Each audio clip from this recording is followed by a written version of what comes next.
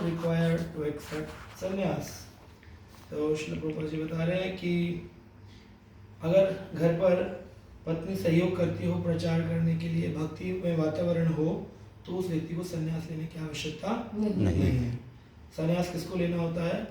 चाणक्य पंडित कहते हैं कि भार्या च अप्रवदायिनी, भार्या यानी पत्नी, अप्रवदायिनी की अप्रिय भाषण करती हो, पत्नी या पति दोनों में से कोई अगर बहुत गंदा गंदा बोलते हो, आ गए, हो गई तुम्हारी भक्ति, कर ली तुमने माला अपनी, हो गया, सुख पड़ गया, बच्चे बर्बाद हो जाए, तुमको कोई मतलब नहीं है ना। भार्या च अप्रियवादिनी, अगर अप्रियवादन करे, अप्रियवादन, तो फिर उस व्यक्ति को क्या करना चाहिए? उसे वनम गत्वा, उसे वन चले जाना चाहिए, क्योंकि यथा वनम तथा गृहम, जैसा वन है वैसे घर है। वन में जंगली जानवर होते हैं, कोई प्रेम नहीं करने वाला होता, तो घर में भी विषैला वातावरण होता है। तो जैसा यथा वनम तथा गृहम, जैसे चाणक्य पंडित कहते हैं वनम गत्वा, उसको वन चले जाना चाहिए अगर भार्या अप्रियवादी नहीं हो। लेकिन भार्या अगर मीठा बोलती हो, धर्म पत्नी हो, धर्म परायण करने में मदद करती हो, तो उस व्यक्ति को कभी संन्यास नहीं लेना चाहिए।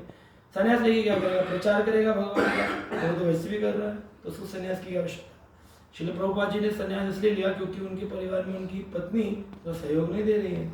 उनकी पत्नी ने उनको इतना कष्ट दिया कि जब प्रभुपाद जी झांसी में 1954 में अपना लीग ऑफ डिवोटीज बनाए, वहाँ प्रचार करते थे श्रील प्रभुपाद जी, और उस प्रचार के दौरान वहाँ पर कई लड़के बच्चे आने लग गए थे, जुड़ गए थे। तो वहाँ के जो मेयर थे, उनका बेटा भी प्रभुपाद जी का शिष्य बन गया। तो उसकी जो माँ थी, उसने कहा हमारा बेटा स्वामी जी ने छीन लिया, अपनी बातों में ब्रेन वॉश कर दिया इसका, अच्छा खासा पढ़ के लिख के आगे बढ़ता है, ये इनके साथ हरे कृष्णा करने लगा।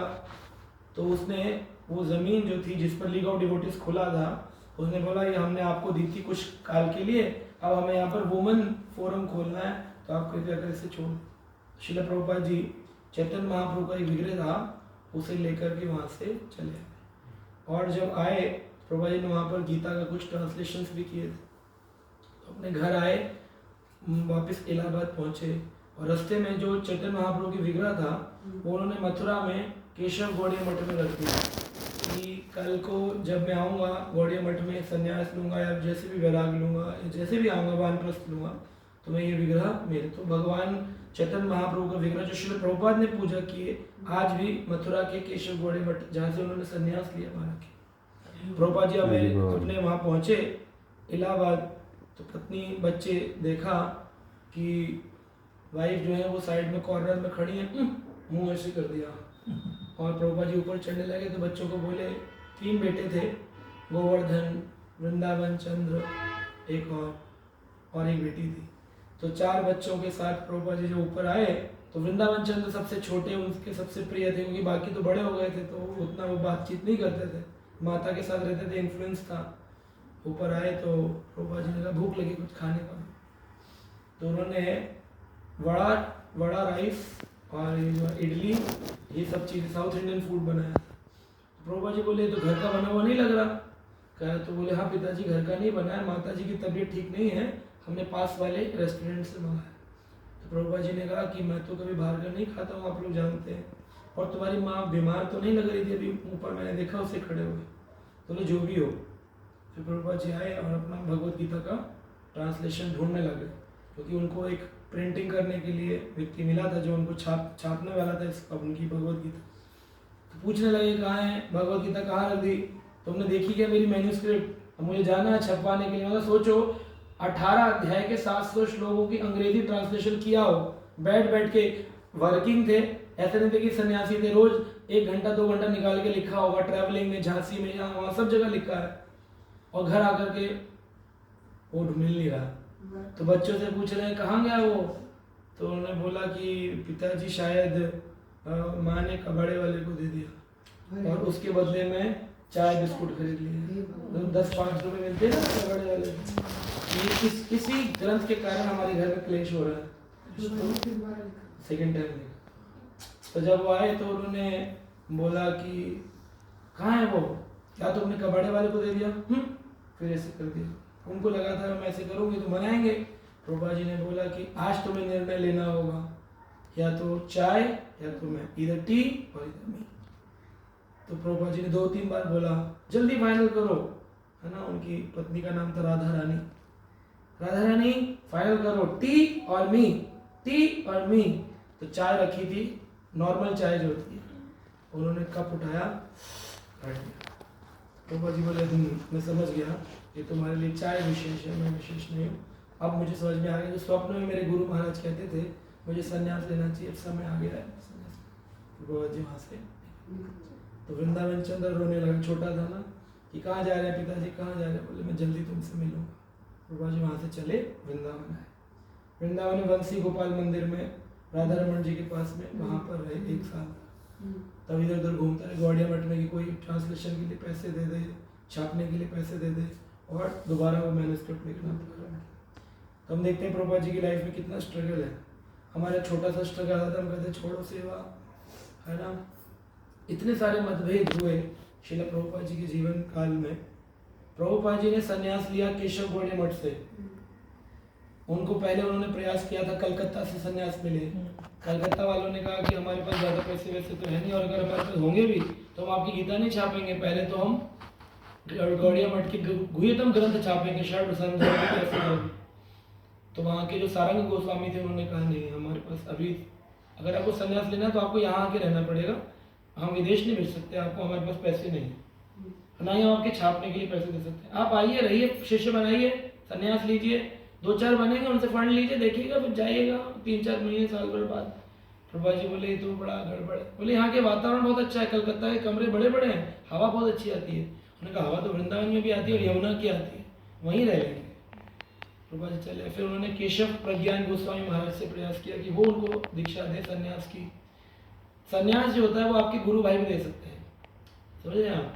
जैसे आज मैं हूँ और पार्थ कृष्ण प्रभु जी हैं या कोई और डिवोटी है ना, अगर मान लो मुझे संन्यास लेना हो और मेरे गुरु महाराज जिन्होंने मुझे दीक्षा दिया वो नित्य लीला चले जाए ना हो, तो ऐसी अवस्था में जो गुरु के शिष्य हैं लेकिन वो आपसे सीनियर है, तो वो आपको संन्यास दे सकते हैं। संन्यास दीक्षा जो देते हैं वो गुरु नहीं, दीक्षा गुरु नहीं होते, वो केवल संन्यास आश्रम प्रवेश कराते हैं। दीक्षा तो वही होती है जो हरिनाम दीक्षा सबसे पहली बार जिस गुरु ने दी, वही गुरु जीवन भर काउंट होता है कि ये इन्होंने हरिनाम दीक्षा दी। लाइक प्रभु जी ऐसे कि आपको संन्यास मोहन प्रभु जी या कोई कृष्ण वो दे सकते, तो वो भी संन्यास बनने वाले हैं। हाँ, वो सन्यासी बनने वाले हैं और वो भी आपके गुरु भाई हैं। गुरु भाई है, तो वो संन्यास देंगे, लेकिन वो मेरे गुरु नहीं होंगे। गुरु मेरे गोपाल कृष्ण गोस्वामी महाराज जी रहेंगे हमेशा। जो जिसने पहली दीक्षा दी वही हमेशा गुरु रहे। तो श्रील प्रभुपाद जी ने केशव प्रज्ञान गोस्वामी महाराज से संन्यास लिया, तो उस समय 2 लोगों का संन्यास हुआ, एक सनातन प्रभु और एक अभय चरणारविंद भक्ति अभय चरणारविंद दास। इन दोनों का वहाँ पर संन्यास हो रहा था। तो फिर संन्यास हुआ, उन्होंने उनको संन्यास में सनातन प्रभु को नाम दिया मुनि महाराज, है ना, डिवाइन ग्रेस मुनि महाराज। और श्रील प्रभुपाद जी जो थे उनको नाम मिला हिज डिवाइन ग्रेस AC भक्ति वेदांत अभय चंडारविंद भक्ति वेदांत स्वामी। प्रभुपाद नहीं, स्वामी। प्रभुपाद नाम उनके शिष्यों ने उनको टाइटल दिया, उन्होंने उनको स्वामी दिया। संन्यास लेने के बाद अब प्रीचिंग तो करनी है, तो उन्होंने बोला कि भाई आप लेक्चर दो। तो प्रभुपाद जी ने पहला लेक्चर अंग्रेजी भाषा में दिया, जबकि वहाँ सारे यूपी और बंगाल के लोग थे। तो उन्होंने बोला मैं ये सोच रहा हूँ कि मैंने अंग्रेजी में इसलिए दिया कि अब मेरा संन्यास हो गया, मुझे विदेश जाना है, अपने गुरु की वाणी पूरी करनी है। तो मैं सोच रहा हूँ सामने सारे मेरे अंग्रेजी शिष्य बैठे हैं और मैं विदेश में अमेरिका में लेक्चर दूँ, ये सोच। तो प्रीचिंग करने का उन्होंने कहा आपको एरिया दो, कहा मथुरा में तो अब वो यहाँ से पास 50-57 किलोमीटर पे आगरा है, अब आगरे चले जाओ। तो प्रभुपाद जी आगरा गए 1-2 लोगों को लेके, गए, पहला लेक्चर दिया। वो 2 दिन की, जैसे यहाँ 2 दिन की कथा चल रही, 2-3 दिन की कथा में ही सारे लोग बोले हमें स्वामी जी आपसे दीक्षा लेनी। सन्यासी तो थे, दीक्षा देने योग्य थे, तो उन्होंने कहा कल सुबह मैं आपको दीक्षा दूंगा। तो उन्हीं के गुरु भाई, मैं ये बता रहा हूँ शिष्यों में आपस में भी मतभेद हो जाते हैं, उन्हीं के गुरु भाई उन्होंने बोला कि हाँ तुम दीक्षा दोगे, कल की जुम्मा 5 दिन हुए नहीं दीक्षा, सन्यासी बने हुए, तुम दीक्षा दोगे, तुम गुरु बन गए, क्या तुमने केशव प्रज्ञान महाराज से बात की है? तो बोले वो तो मैंने नहीं करी, पर उन्होंने मुझे बोला है तुम शिष्य बनाओ। करे ऐसे थोड़ी होता है, पहले हम जाकर के उनको शिकायत करेंगे कि तुम बहुत हवा में उड़ रहे हो। 2 शिष्य हैं और दोनों शिष्य आपस में बिना गुरु की चर्चा के लड़ रहे हैं। पहुंच गए वहां पर। जब वहां पहुंचे तो केशव प्रज्ञान महाराज को जाकर के बोला, महाराज जी आज हमने आपकी इज्जत बचा ली। बोले क्यों? बोले अभय चरणार्थ भक्ति वेदांत स्वामी जो नया नया सन्यासी बना है, दीक्षा दे रहा था आगरा में, गुरु बनना चाह रहा था, हमने उसको रोक दिया। हमने कहा केशव प्रज्ञान महाराज जब तक हैं वही दीक्षा देने योग्य है, तुम नहीं दे सकते हो। तो केशव प्रज्ञान महाराज क्योंकि गुरु भाई थे, सीनियर थे, वो जानते थे भक्ति सिद्धांत महाराज के समय से कि ये बहुत गुणी व्यक्ति है। तो उन्होंने कहा तुमने क्या किया? उन स्वामी जी के प्रति अपराध किया है, तुमने स्वामी जी के प्रति अपराध किया है। वो इतने बड़े भक्त हैं कि जब हमारे गुरु महाराज इस लीला में थे तब उनकी लिखी किताबें, उनकी लिखी जो पोएम थी, आर्टिकल्स, वो जो उनकी बैक टू गॉडहेड मैगजीन बाद में बनी, पहले उसका नाम था क्या? हार्मोनिस्ट। द हार्मोनिस्ट के अंदर छपा करते थे। तो उस समय से वो इतने, उनको गुरु महाराज ने इतना प्रेम किया, तुम कौन हो उनको टोकने वाले? डांट दिया, जाओ उनसे क्षमा मांग कर आओ। वैष्णव के प्रति किया गया अपराध वैष्णव से क्षमा मांगने पर ही जाता है, भगवान या कोई और वैष्णव माफ नहीं कर सकता। तो पहुंचे। अब अभय चरणार्थ भक्ति वेदांत स्वामी जो है उनका चरित्र देखो।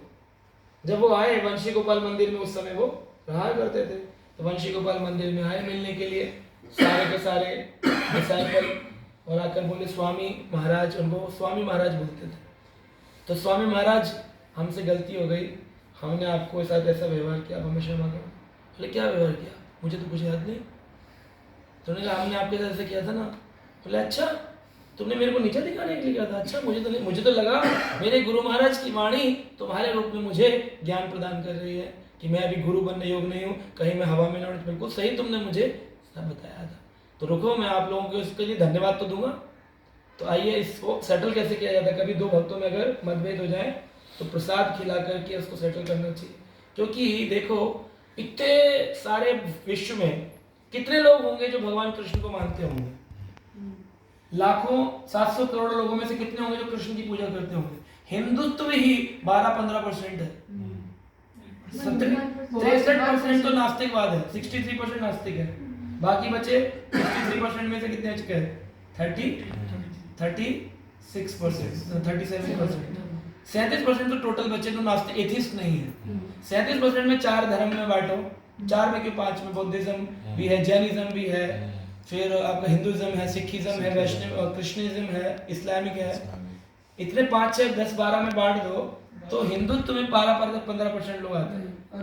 उन 12-15 में से भी आपको पता है कितने सारे शिव जी वाले, देवी वाले है ना, 50-33 करोड़ देवता पूजने वाले, उसमें से कृष्ण पूजन करने वाले कितने? 1%। उस 1% में भी जय श्री कृष्ण वाले, फोटो लगा करके गलिया में पैसा देखने वाले, लालच वाले कितने सारे होंगे। उनमें से कितने होंगे जो ट्रू में गौड़ीय वैष्णव होंगे, जो तिलक लगा करके हरि नाम जपते होंगे? 0.1%। उन गौड़ीय वैष्णव में से भी अब संप्रदाय चैतन्य मठ, कृष्णा मठ, गौड़िया मठ है ना, नित्यानंद वंश, अद्वैत वंश इतने घट गए। आउल बाउल, कर्ता बेकी, सखी बेकी, सहजिया इतने घट गए। उसमें से ट्रू गौड़िया वैष्णव कितने? उन गौड़िया वैष्णव में से भी गौड़िया वैष्णव, गौड़िया वाले अलग हो गए, इस्कॉन वाले अलग हो गए। उस इस्कॉन में से भी गिव गीता, अक्षय पात्रा इतने सारे उसमें से भी निकल गए हैं। वो इस्कॉन, ट्रू इस्कॉन में कितने लोग बच गए? उन ट्रू इस्कॉन में से भी कुछ इस्कॉन वाले केवल जो है वो दिखावे के लिए भजन कर रहा है, उसको अपना बिजनेस चलाना है या कुछ भी करना है, जैसे हम चर्चा करते हैं। लेकिन सही मायने में शास्त्र का ज्ञान देने वाले, भजन करने वाले कितने भक्त होंगे? और हम अगर उसमें से हैं तो क्या हम कोई साधारण, अगर हम 2 भक्त साथ हैं और हम उसी संस्था में उन्हीं भक्त के हैं, तो क्या ये कोई रेयर अपॉर्चुनिटी, ये कोई मतलब साधारण बात है? ये rarest of the rarest opportunity है कि 2 भक्त या 4 भक्त हों जो एक माइंडसेट के, एक मानसिकता के हों। मिलेगी नहीं आपको पूरे विश्व में। तो इसलिए हमारे साथ जितने भी है ना, इन सब को एक बराबर, एक दृष्टि से, प्रेम की दृष्टि से देखना चाहिए। एक बराबर दृष्टि, कोई मतभेद नहीं कि मैं बड़ा कि वो छोटा, है ना। अब मैं 20 साल पहले जुड़ा था, आप लोग अभी 1-2 साल पहले जुड़े हो, तो क्या आप, मैंने कभी देखा कि मैं आपका अनादर करूं? है ना, समान दृष्टि से देखना है ना, वो तो बराबर समान दृष्टि से देखो कि ये रेयरेस्ट तो रेयरेस्ट है। अगर आज ये प्रभु जी माला उठाकर मेरे साथ चल रही है, साधारण बात नहीं है। कितनी बड़ी अपॉर्चुनिटी में से एक प्रोबेबिलिटी निकल के आई है कि हरिनाम ले रही है।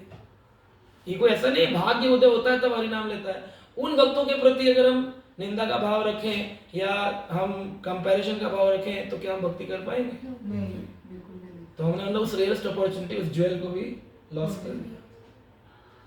इसलिए श्रील प्रभुपाद जी का लास्ट इंस्ट्रक्शन जानते हैं? आज प्रभुपाद जी का तिरुभाव है। प्रभुपाद जी 1977 14 नवंबर 7:44 PM 7:44 आज के दिन प्रभुपाद जी ने समाधि में नित्य लीला में प्रवेश किया।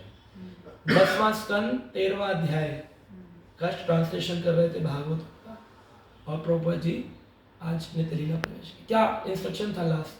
चाहते थे cooperate with each other.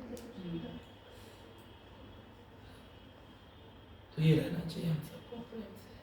Srila Prabhupada की जय। चले प्रभु जी।